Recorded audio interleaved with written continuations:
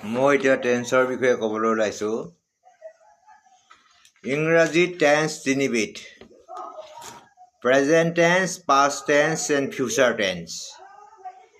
অসমীয়াত বৰ্তমান কাল, অতীত কাল আৰু ভৱিষ্যত কাল।